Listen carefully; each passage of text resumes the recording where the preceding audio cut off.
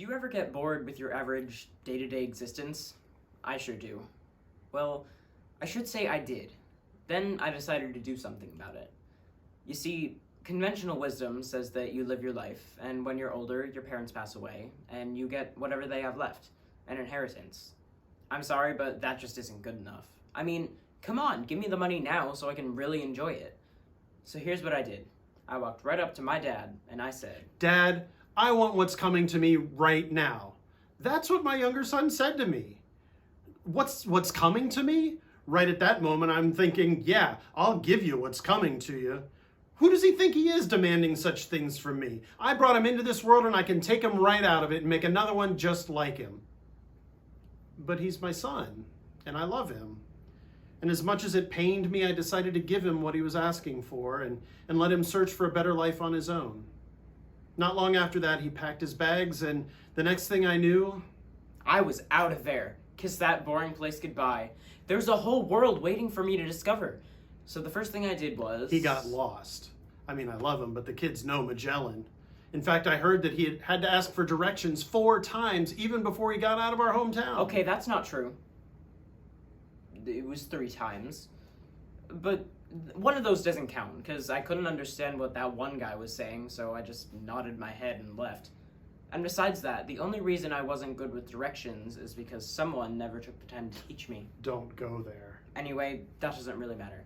The point is, I did find my way out of town, and then I began to live it up.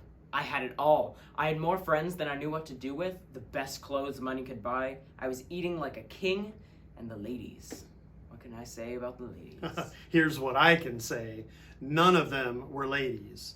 I mean, they may have been women, but they weren't ladies. They were 2 ladies. Okay, well, most of them.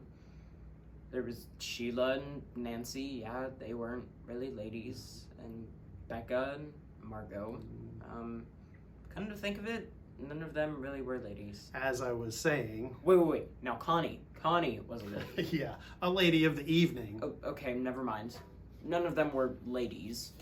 But the friends, the clothes, the food, man, they were awesome. Until... his money ran out. Right about the time the whole country was headed into a recession. There wasn't any work to be found. Man, I tried. I really did, but I just couldn't find work. I searched, and finally I got a job as a manager. Well, not a manager, but an associate. Okay, I was a bacon preparation assistant. Which means... I took care of pigs. I couldn't believe my life had come to this. I'd wasted everything my father had given me. I wasn't really making any money to speak of. I had no place to live, no food to eat.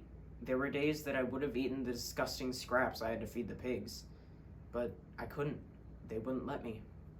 So with hunger pains as a constant reminder of how I had squandered my life away, I lived a life of misery. Day after day after day. Day after day after day, I watched and I waited. And I ached in my heart as only a parent can for his child. But most importantly, I never gave up on him.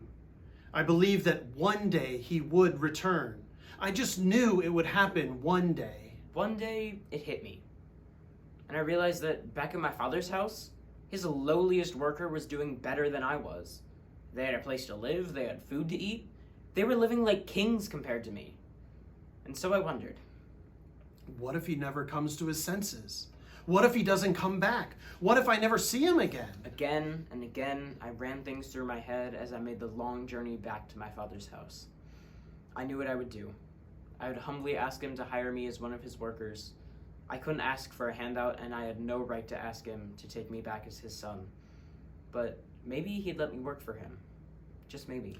Maybe today he'll come home. That's the thought that ran through my head each and every day. Maybe today I'll be sitting here waiting and watching, and I'll see him appear off in the distance as he makes his journey back home. Home. It's a word that describes so many things. Comfort, care, security, acceptance, love.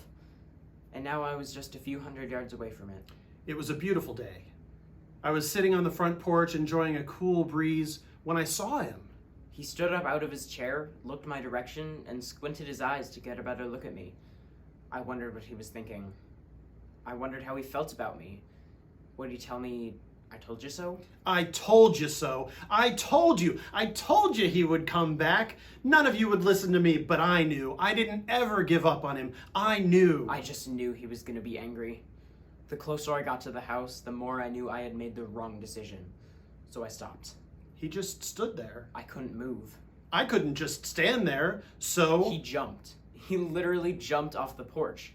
I'd never seen him do that before. He was like a little kid all excited about something, and then it hit me. He was excited about me. So what did I do? You know what I did next?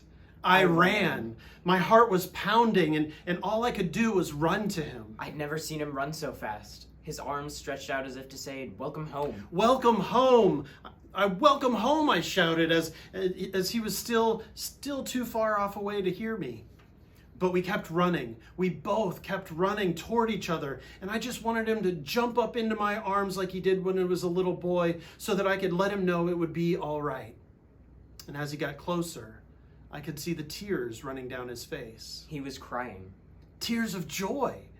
You know what my son did next? I jumped. I actually jumped. I was so excited, so scared, I jumped. And my father? I caught him. And then? He hugged me. My father embraced me like only a father can.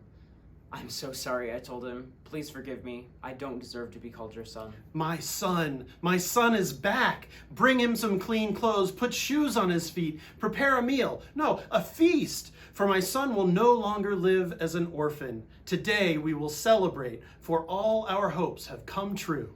I guess it was hope that kept me going. A hope that my father would have mercy on me. A hope that in some way he would take me back. A hope that I would be forgiven. Forgiven. All is forgiven. I'll never bring it back up again. There is no blame. There is no anger. There is nothing but joy. For my son was lost, but now he's found.